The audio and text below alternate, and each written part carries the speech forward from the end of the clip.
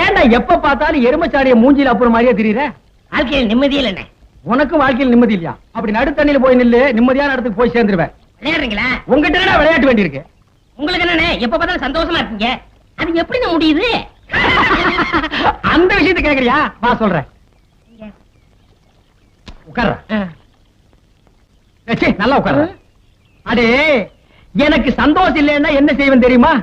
நேரா கடைக்கு போவேன், 2 முழம் மல்லிகைப்பூ வாங்குவேன், 4 கிலோ அல்வா வாங்குவேன். அதை எடுத்துட்டு வீட்டுக்கு போய் என் பொண்டாட்டி கிட்ட கொடுப்பேன். ஒரே கிளியிருப்பா இருப்பா. வேண்டாம், நீ செஞ்சு பாரு. செஞ்சிடறேன். டேய், அந்த பக்கம் போனா சந்தோஷம் வராது, சாவுதான் வரும். இப்படி போடா. எவ்வளவு தகுதி பெற்ற ஊரே கேட்டாடா கேட்டாடா கேட்டாடா பட்டா பூவாலும் கேட்டாடா கட்டி கேள ஆயிரம் கேளு கேட்டு கேட்டாடா கேட்டாடா நிறுத்துறியா? நிறுத்துறியா? அடியே, ஏண்டி இந்த கருமனை இந்த அடி அடிக்கிற?